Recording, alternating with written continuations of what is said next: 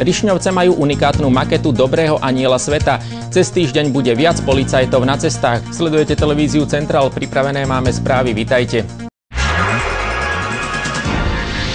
Slovensko je jednou z 28 krajín sveta, ktorá prijala ponuku od ruských susedov vystaviť maketu dobrého anjela sveta. Autorom makety je Petr Stronský. Maketa dobrého anjela sveta predstavuje symbol mieru, meria vyše 3 metrov a váži 800 kg.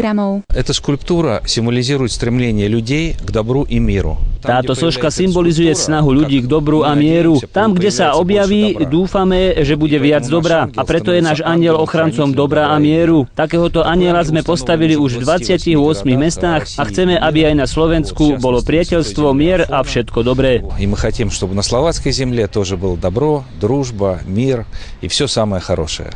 Poklepanie základného kameňa a osadenia makety dobrého anjela sveta sa konalo v obci Rišňovce za účasti predstaviteľov medzinárodných akadémií z Ruska, Maďarska, Ukrajiny a zástupcov sponzorujúcich jej výstavbu. Poklepanie je vo forme repliky tej budúcej veľkej sochy. Socha bude ako dar z ruskej strany. Som sa rozhodol, že tu urobím múzeum maršala Kutuzova, ktorý tu v roku 1805 prenocoval 2 noci. Zrekonštruovaný kaštieľ je národnou kultúrnou pamiatkou. Dá sa aj v obci veľa veľkých vecí urobiť, len jednoducho musí byť záujem a chuť. Je to obec, ktorá sa môže píšiť takouto sochou a ktorá je socha len 28. socha na svete. A hlavne tomu môžeme byť vďační nášmu starostovi, ktorý sa o našu obec veľmi dobre stará. Aspoň sa zviditeľníme trošku, máme peknú obec, tak som hrdá. Páči sa mi to, že tak sa to tu všetko ako rozrástlo k dobrému a peknému. Sme veľmi rád a je to aj čest pre našu obec. Na rekonštrukciu kaštieľa sa použili finančné prostriedky z eurofondov. Maketa dobrého anjela sveta bude umiestnená do konca augusta v miestnom múzeu. Jana Murínová, televízia Centrál. Bývalému podpredsedovi Nitrianskeho samosprávneho kraja súd uložil trest 2000 eur. V lete 2005 podpísal Mikloš F. viacero dôležitých zmluv, ktoré schválilo zastupiteľstvo a predseda NSK Milan Belica ich odmietol podpísať. Podľa neho boli nevýhodné pre kraj. Zmluvy sa okrem iného týkali výstavby nového sídla úradu samosprávneho kraja za viac ako 8,8 milióna eur. Súkromná firma dostala túto lukratívnu zákazku bez výberového konania. Ďalšie zmluvy sa týkali úveru vo výške hodnoty budovy od OTP banky a tiež dávali zelenú transformácii domovov sociálnych služieb. Mikloš F. je podľa súdu vinný z porušovania povinností pri správe cudzieho majetku. Potom, čo poslanci nadpolovičnou väčšinou hlasov uznesenie opätovne potvrdili, Mikloš F. zmluvy podpísal, i keď vedel, že Belica ich podpísať nechce. Využil na to dni, keď mal župan oficiálne vypísanú dovolenku a argumentoval, že ho zastúpil v čase jeho neprítomnosti.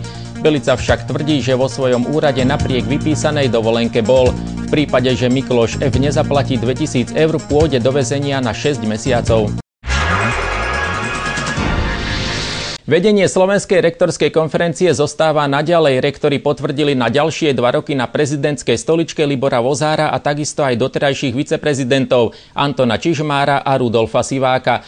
Libor Vozár je zároveň rektorom Univerzity Konštantína Filozofa v Nitre. Viceprezident Anton Čižmár šéfuje Technickej univerzite v Košiciach a Rudolf Sivák je rektorom Ekonomickej univerzity v Bratislave. Slovenská rektorská konferencia koordinuje a podporuje činnosť slovenských vysokých škôl. V období, keď vysoká škola nemá vymenovaného rektora, nemá v konferencii ani zastúpenie. Súkromná spoločnosť chce v Trnovci nad Váhom pri Šali vybudovať bioplynovú stanicu za 4 milióny eur. Prevádzka by mala slúžiť na ekologické spracovanie biomasy z oblasti poľnohospodárstva. Takto má vyprodukovať elektrickú a tepelnú energiu z kvalitného organického hnojiva. Generátor vyrobí 500 kW elektriny. Zároveň vyprodukuje necelých 600 kW tepelnej energie. Tá bude z chladenia motora a z tepla výfukových spalín. Cez týždeň si policajti posvietia najmä na opitých vodičov. Pri kontrolách okrem alkoholu za volantom nebude polícia tolerovať ani prekročenie povolenej rýchlosti či iné porušenia pravidiel cestnej premávky. Polícia vykonáva kontroly najmä na nehodových úsekoch. Od začiatku tohto roka do konca apríla sa na našich cestách stalo 464 dopravných nehôd, pod ktoré sa podpísal alkohol. Je to takmer o tretinu menej ako v rovnakom období v lani. Pri týchto nehodách vyhaslo 5 ľudských životov, čo je o 12 menej ako v minulom roku. Od 1. novembra 2011 je pritom jazda pod vplyvom alkoholu nad 1 promile alebo pod vplyvom inej návykovej látky a odmietnutie vyšetrenia trestným činom. Za to hrozí vodičom až ročné väzenie. V takomto prípade závislosť posudzuje aj psychiater. Máte zaujímavú informáciu? Chcete, aby sa objavila v našom spravodajstve?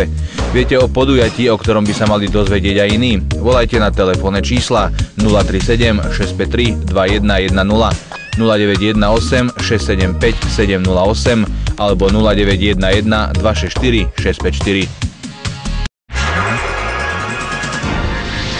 Vodiči, ktorí budú chcieť parkovať mimo centra mesta, musia platiť. Reč je o Trnave. Do polovice júna sa k tomu môže vyjadriť aj verejnosť. Šoféri v súčasnosti platia za vjazd do centra 1 euro a parkujú celý deň.